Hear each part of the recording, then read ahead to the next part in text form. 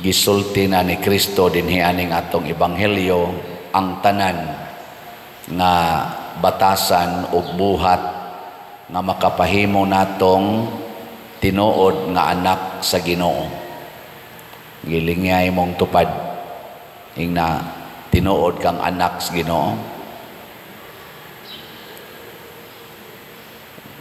Ang tinuod ang anak sa Ginoo mahigugma sa kaaway, musugot lag tamparuson, musugot lag daog-daogon.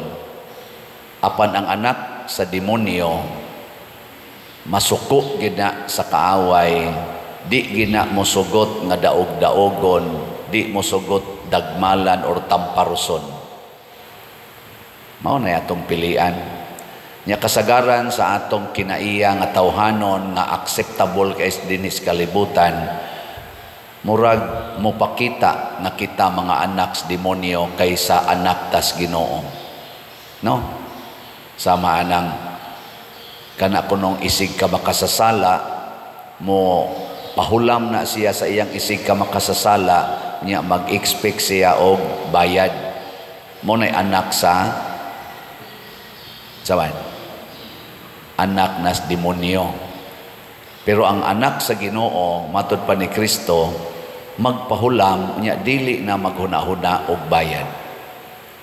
Nindot no. Saman mosunod mo ani hay may inyong sundon nga mahimot ang anak sa demonyo o anak sa Ginoo. Nya ang tumong ni Kristo unsa man ingon siya unsa og ang inyong gibuhat maurasad ang gibuhat sa mga makasasala kadto mga biktima siyawa. Unsa may nabuhat ninyo nga labaw sa ilang gibuhat. Nya kadto sila di man to sila kasud og langit. Di sato pakita sang gasigig simba nya parihar sa tagbinuhatan nila. Wa gihapoy posibilidad nga malangit ta. Sayang. No? Sayang kayo. Mao bitang gitudloan ta mo dinhi og pagpanghatag nga way pagpang-expect og bayad kaning pagpamalit og slot, di ba?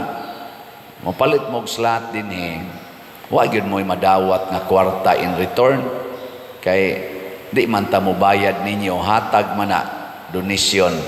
Gitudloan sabta mo nga parihaan ning atong slot sa pagpanghimog balay kaning atong CTUMM o kaning pagpanghatag og mga bugas ngadto sa atong mga kabos nga pamilya, di man gina sila kabayad, di man gina usahay pa mounay pa na nato og hasol libakon pataana nya kana sila mo ikusog ayo magsigig tungit, magsigi og sugal, di gani na manimba ana nya kana sila nagpuyo-puyo, di gina maminaw nato mangyud pagpakasal mo sige yung puyo-puyo, pero magpahimog balay kay ang ilang balay gubaon kaayo, mulinya na kay mangayog bugas, pero ingno nimo pakasal duko ra na di gina pakasal, mga masinupakon kay na sila. Unya kon pananglitan dili na nato sila tagaan kay tungod dili sa nila sundo ang atong isulti matud pa ni Kristo unsa may kalainan nimo sa ubang mga tao nga mga makasasala. Muna sa unang pagbasa si San Pablo ang iyang yung sentro dili ang iyang kahibalo. Nahibaw man siya nga bisag unsang pagkauna pwedeng kanon. Ingon San Pablo nganong magguol ko taong ka ng pagkaon nga gihalad sa mga Diyos-Diyos nga di man na tinuod nga kung imong gihalad sa Diyos-Diyos giangko na sa Diyos-Diyos di man na tinuod usara may Ginoo. So pwede ra ginani mo kanon sa imong kahibalo, pero matod pa niya maghuna-huna sad ko sa mga huyang og pagtuo, huyang og kahibalo. Kung sa akong pagkaon aning pagkauna makasala sila, adi lang sa kumukaon. Pasabot muantos ta aron dili makasala ang atong isig katao. Lingay mong tupad ing na muantos ko para di ka makasala. Ing na muantos ko aron dili ka makasala. Pananglitan ron, inahan ka, nya magyaw-yaw ka, ngadto sa imong anak. Ang imong anak, makasala, dili. Ha? Kana bang imong kasabaan ba, imong yaw-yawan, kanang imong anak, makasala na, dili. Dakong posibilidad, makasagid na. Kaya mo tubag-tubag mo na nimo sa iyang kasing-kasing. Aka mo gud, nakasuway man mo. Ako nakasuway sa guana, katong batanon pa ta, bata pa ta ba? Ikang buang ka, ikang tapulan, nakagahi lang ang oni mo. Magising sa tagin. Sige tagana. Labi na tos maanhing mama na kusuna, mo ingon rin, may pagipatay ta mo, gikaon ta mo, balik, so ta mo sa akong tiyan, mga badlungon rin kayo mo, mga gahi mo mo go, magsige sa kong ingon sa kong nauna, kana. May ako'y nagmugos na matao ko, mugos matao ko. Sige ko, sa ako lang ng huna-huna, di nakasa na ko, kay makasa ko ta sa huna-huna, sa pulong o sa buhat. Muna, ang punto ni San Pablo, ayaw tagaig higayon ang imong isigkatao nga makasala. Nang litan, kanang giingon ni Kristo, kung tamparuson imong pikas aping, patamparos ang pikas. Kanang pagkasultihan ni Kristo. Unsa may iyang gilikayan, nga ikaw dili mahimong instrumento aron mudaghan ang iyang sala.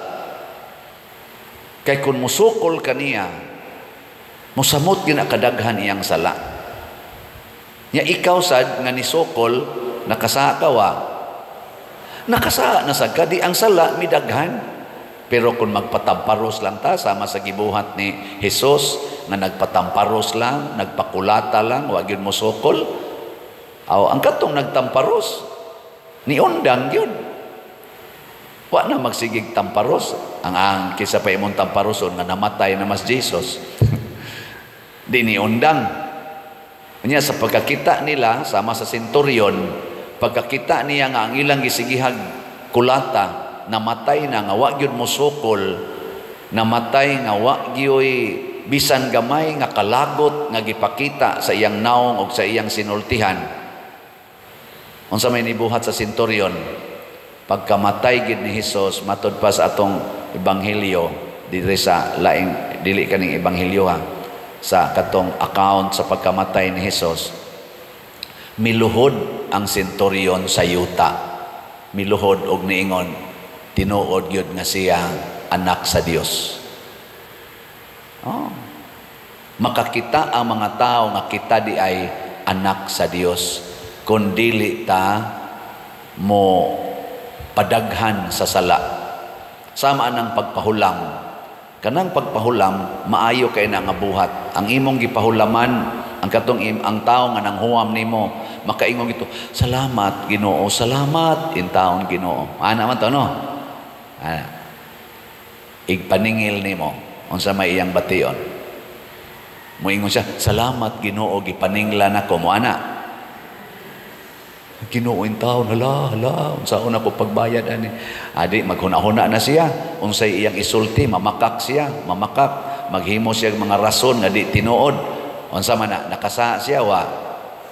Nakasala na kinsa may hinungdan. Ikaw nga naningil.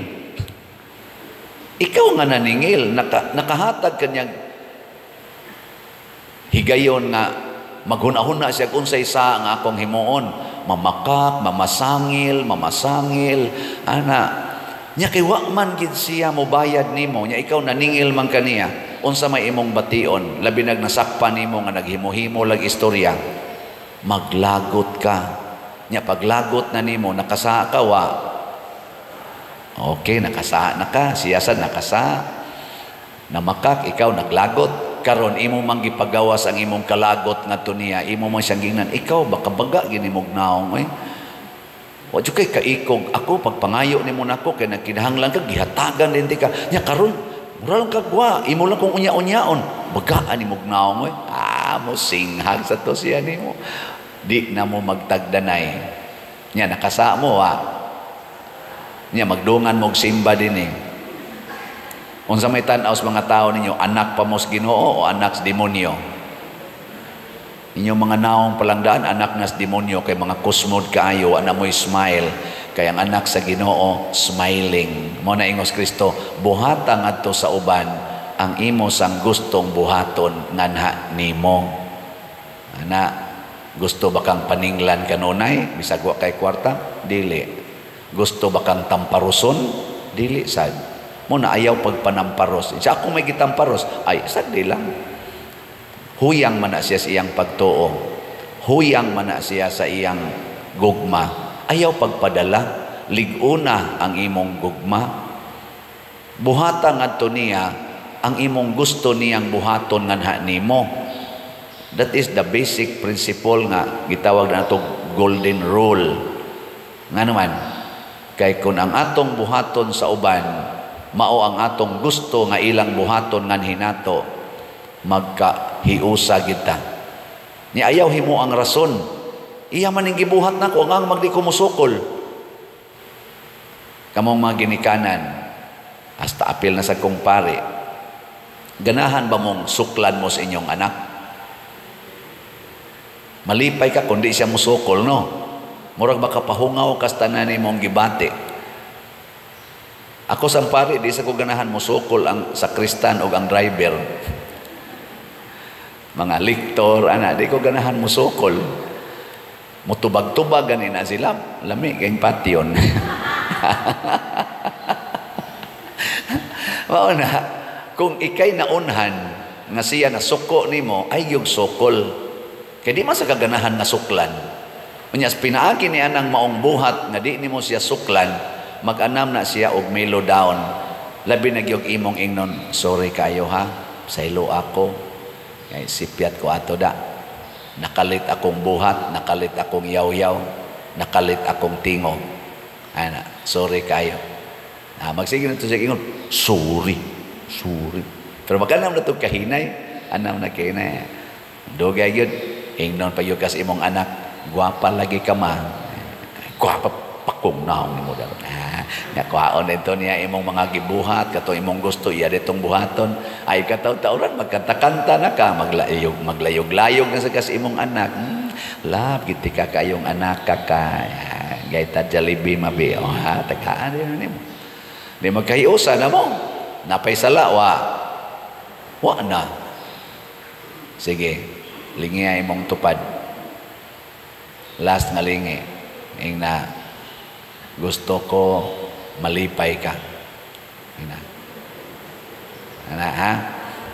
So buhatag yun ang makalipay sa imong isig katao. Kay mao man sanay atong gusto nga buhaton sa atong isig katao ngan hinato.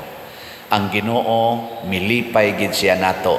Giun sa tanya paglipay, naganto siya og nagpakamatay para nato. Ang mga apostoles samang San Pablo, ang mga santos sama nila ni San Vicente Ferrer, naningkamot yun nga lipayon ta hangtod karon. Ang mahal nga Birhen Maria, gigamit niya ang tanan aron ta malipay, apil na ang pagtugyan sa iyang bugtong anak. Mauna nga kining atong tubag sa salmo, ato kining hinumduman og atong puy-an. Aga ka ako Ginoo, subay sa dalan nga walay katapusan. Kaning dalan nga walay katapusan mo na gitawag og kinabuhing dayon or kalipay nga way katapusan.